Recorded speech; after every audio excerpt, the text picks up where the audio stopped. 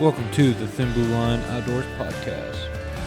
This pig came battling. Just ended up puking last night.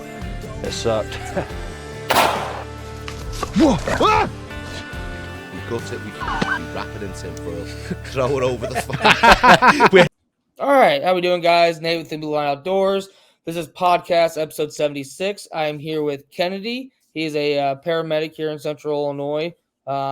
Unfortunately, Kennedy had the pleasure of playing for me also. For those of you guys that checked out the podcast a couple weeks ago, Cody mentioned that I'm a coach also. Kennedy is one of my former players, so it's very cool to see his growth as a young adult to where he's at now. So, Kennedy, take it away, man. You want to kind of tell them who you are and what you're about? What's up, guys? I'm Kennedy. Like Nate said, I'm actually not a paramedic yet. Working on it. Almost there. Yeah. Got just a little bit over 100 hours left, probably, of my paramedic school. So, going on with that. Like he said, I've been a first responder for about 3 years or so. Started out on the fire side of things. That kind of led me into the EMS side more. Been loving it so far. Only been in EMS for about a year and a half as far as a job goes. But that's my first responder experience thus far. Yeah. Join the few. We're doing this podcast also. We're going live on TikTok. So if anybody wants to join on the old Tickety Talk while we do some podcasts in the future, just look out for that. So yeah, man, that's echoey back there. I don't know if it's my phone or what. No, you're good, man. So Kennedy, you recently started hunting? Yep. How long have you been hunting for now? So this was my third season in the fields. Of course, I grew up around it. My dad's hunted, every year of my life. So just the past 3 years, I've really started hitting it hard and getting more serious, and kind of making it my thing instead of just kind of watching him enjoy the hunts. What made you want to get into hunting?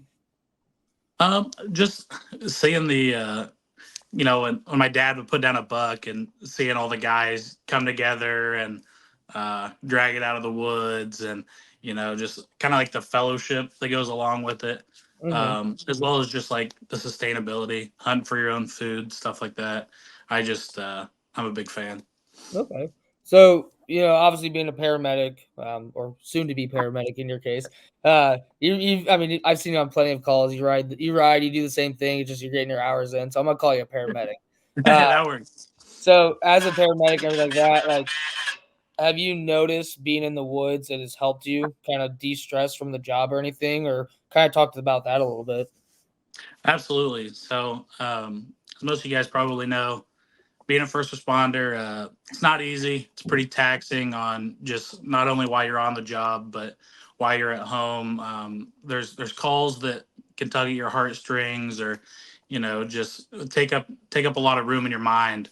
So when you're able to get out into the woods, it not only helps you just kind of take your mind off of things, but it can also help you with your thought process. And when you're out there, it's just you and usually some animals. So, you got a lot of time to kind of talk through some stuff with yourself, do some self-reflection, kind of, that sort of thing. But also when you're out there, you got your mind on something else as well. So, it helps you de-stress. And also if you're other first responders, when they get out and hunt, just talking about the hunts that you go on, kind of helps, just, talking through some of that stuff. I got you. So have you pretty much been hunting since you've been a first responder? Like, is that kind of how it kind of started together at the same time almost? Yeah. It was pretty much when I turned 18, just, when you're able to become, a full-fledged first responder. It just kind of coincided, like the same timeline was just, hey, I'm gonna start getting more serious. And then like you talked about, it just the parallels between, getting out there and trying to decompress. Hi, kitty. Thunder, get away. Mine are So outside the door right now. yeah, he's an honorable little guy. Hey guys, thanks for joining TikTok. Sorry, we're going live also, guys. I'm trying to do something new here with this. So obviously, I know we talked a little bit before you got on here about how you have yet to harvest any animals yet. Kind of talk me through your season this past year. How was that? Frustrating or? So there's definitely some woes.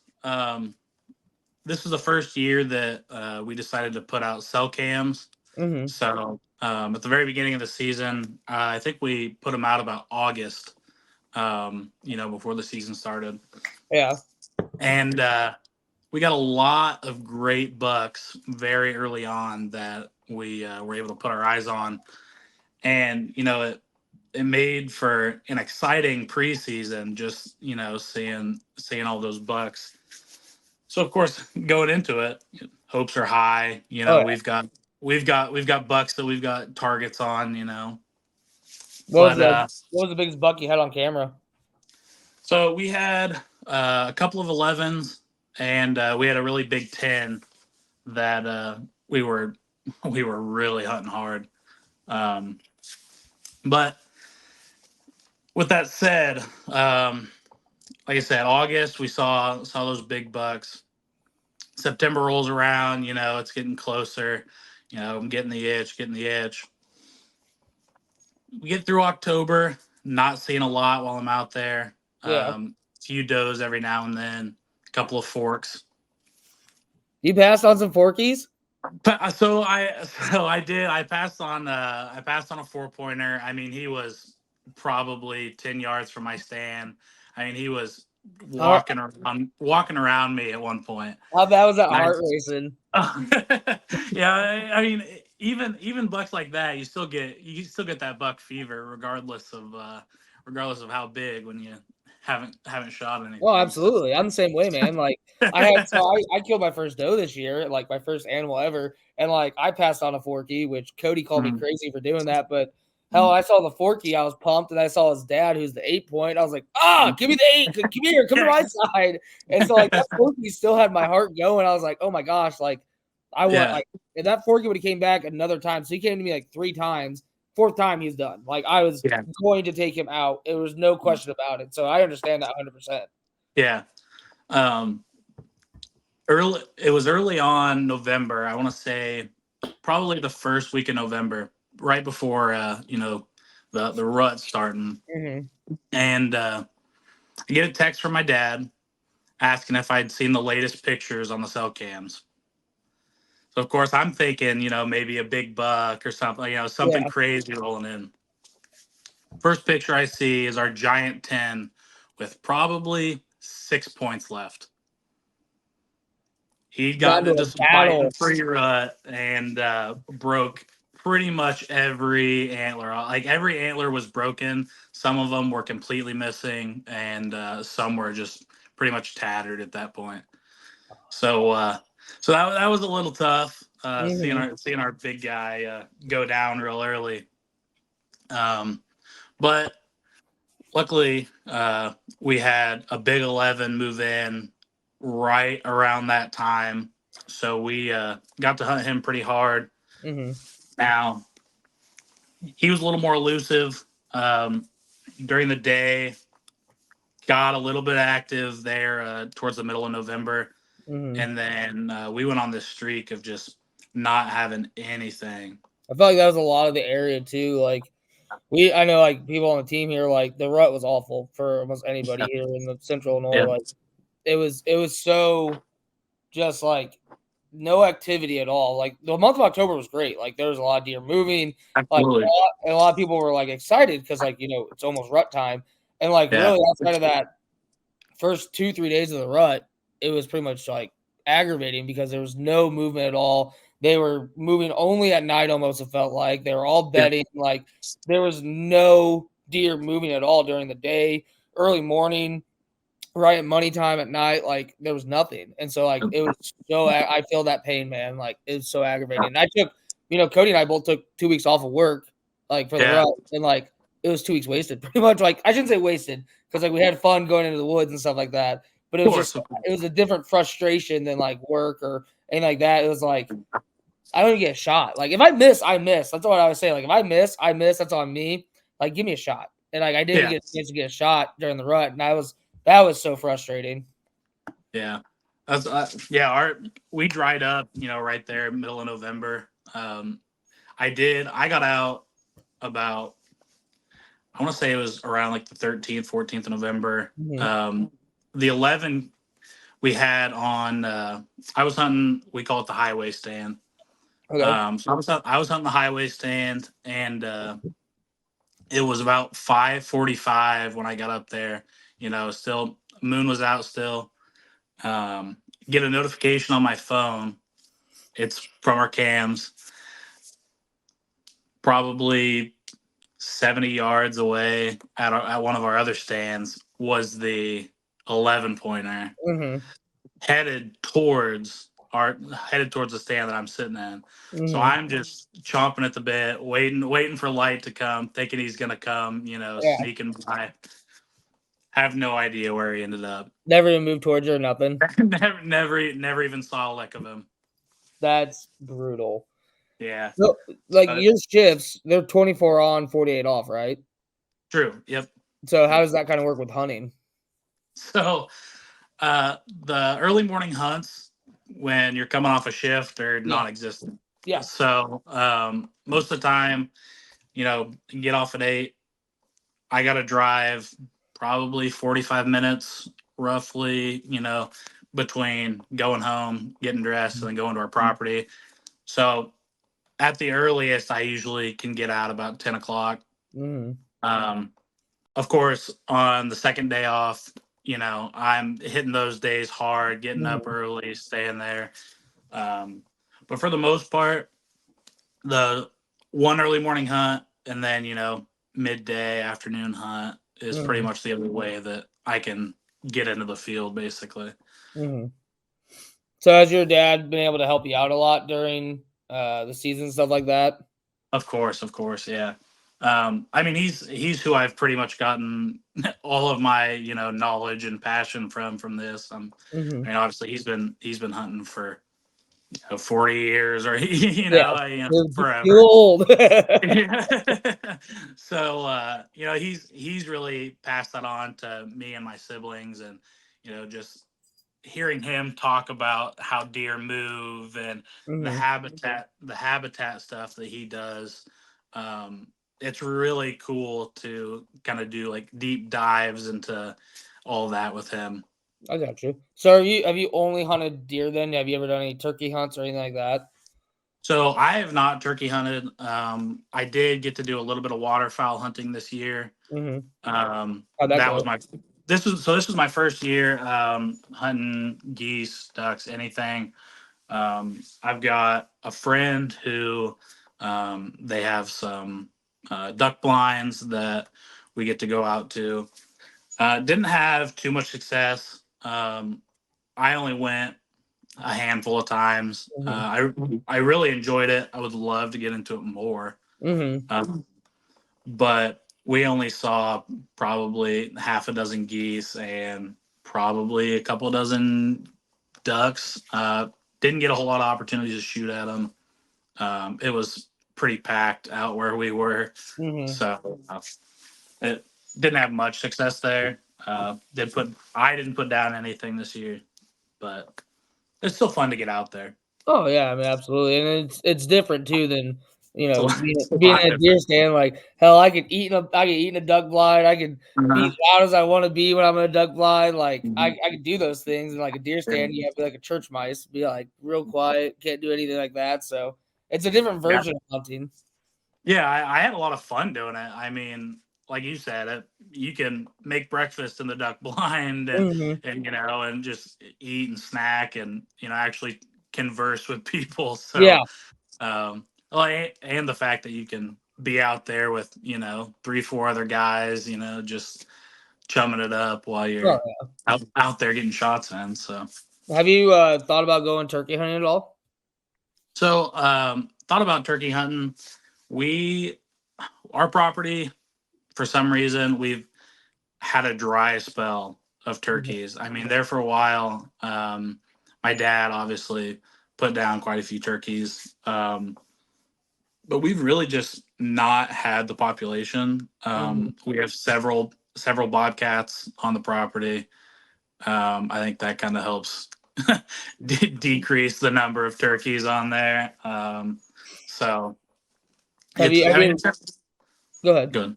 It's definitely something that's been on my mind. Yeah. Because I've been around it, and it seems enjoyable, and it's like I said, it's different than even deer hunting. Yeah. So have you gone out with your dad before turkey hunting? I don't believe that I've gone out in the turkey blind. No.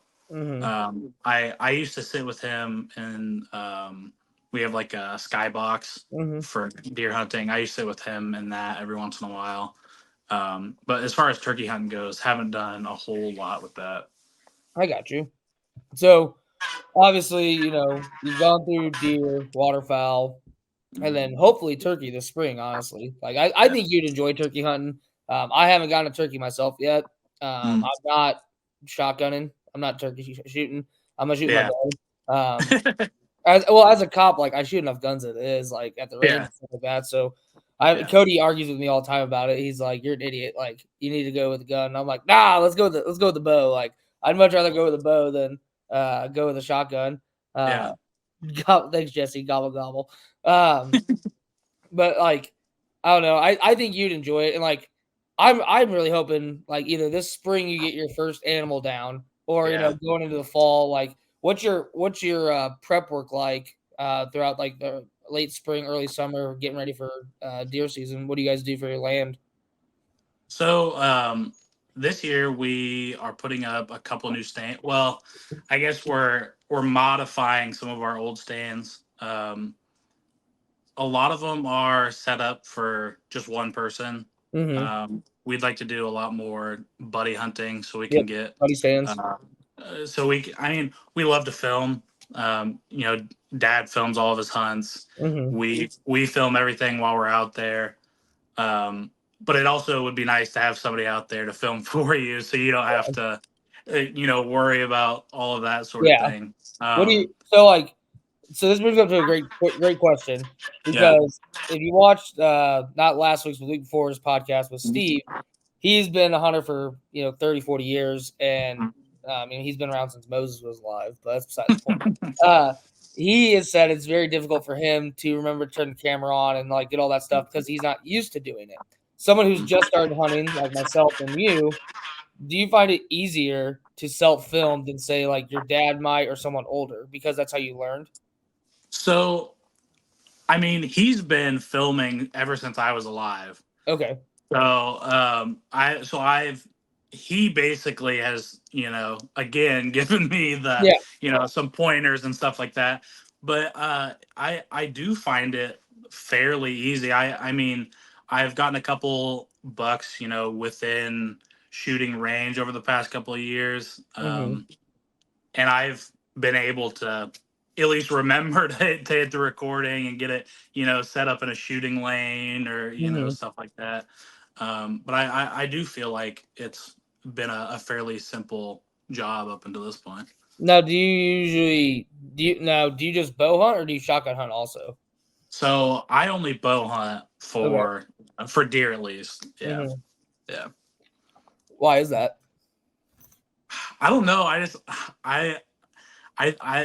I'm the same way, so don't get me wrong. I'm not saying like I'm like a purist, or because obviously people have been hunting with guns since since they've been invented, but there's just something about getting them in close, making that bow shot. Like it's just every hunting video that I've watched since I was little, just hearing the thwack of the arrow, just all that kind of stuff. It just gets me going. It just, I don't know. I love it. No, I get it. Have you looked into pistol hunting? So well, you're still within that range because I want to do that Yeah. this fall. I'm Yeah. 1000%. I've already got locked in with Cody. I will during firearm season. I will. Okay. So, Where'd he go? You there? yeah. Oh, sorry All about good. that. No, you're good.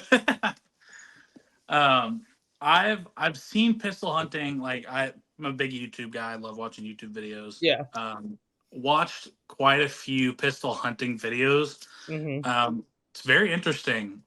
You really do have to get up close and personal. You know, just like you would with a bow. Exactly. It's intriguing for sure. Mm-hmm. Yeah, because I was, I'm same way. I went shotgun hunting one season. I missed, but I shot like way missed, and Cody made fun of me and stuff like that. But I'm kind of the same way with you. I want to get good with my bow and do bow hunting, and if I'm older, yeah, I'll go shotgun hunt. That's fine. I get them within 100 yards. Yeah, they're done. But with me, bow hunting, like you said, they're up close and personal. They're right there. So between that 7 to 30 yard shot, there's nothing better because you're already shaking. You're like, oh crap, oh my god, oh my god, don't miss. But then at the same time, I feel like if they're so far away, you're just kind of point and shoot. You're just and done. Yeah. So I feel like there's a little bit more skill when it comes to bow hunting. Yeah. Actually, I don't want to say be proud, but absolutely. Hey, I'm within that 30 yards. I had to practice with this bow. I had to practice within this certain range. Those are the things that I love to do, which is why I want to pistol hunt. Yeah. I shoot pistols all year round. Being a cop at the range and stuff like that. So while I take my skill set that I'm very good at and apply it to what I really love, which is hunting, and mesh the two together, and I'm still getting that in close range encounter. So this fall, I'm definitely going to be pistol hunting. No doubt in my mind, I'm pumped for it. Yeah, definitely an intriguing thing. I've seen a couple of you guys at TBLO pistol hunting for hogs. Yeah, there's a couple videos of that. You guys get a chance to watch the hog hunt videos. They're quite comical. But yeah, it just I don't know. I'm definitely excited for you because I really do hope that you get an animal down this year. Have you thought about doing any other hunts besides just Central Illinois? Have you thought about going anywhere else to do wild game? I mean, I think public land hunting is super cool too. Watch a lot of public land hunts. My dad talks about, they used to go down to Site M down at Panther Creek and, do some public land hunting down there. I don't have any express plans right now per se. Would definitely be up for it and into it. But as far as right now, no other plans. Okay. We'll look at the comments here on the Tickety Talk. See if we got anything here. I don't think we do. Just people talking crap. No comments. Yeah, man, I'm really looking forward to your upcoming season. I hope you do get a turkey tag. I think you'd enjoy that. And obviously, if you need any help, let us know. We'll help you out as much as we can, whether it's tracking or anything like that, or hell, if you need help turkey hunting or anything like that, just give Cody and I a text and we'll help you out. Of course. All right, man. Well, we're gonna sign off here, guys. Again, thank you for the support, Kennedy. Thank you for being on. If you guys like the hat that I'm wearing, Cody said I couldn't sell it, but it's a nice little blue hat. You guys can get it at our website, thinbluelineoutdoors.com. Check out the YouTube channel and subscribe. Thanks, Candy. Yep. See you, buddy. All right.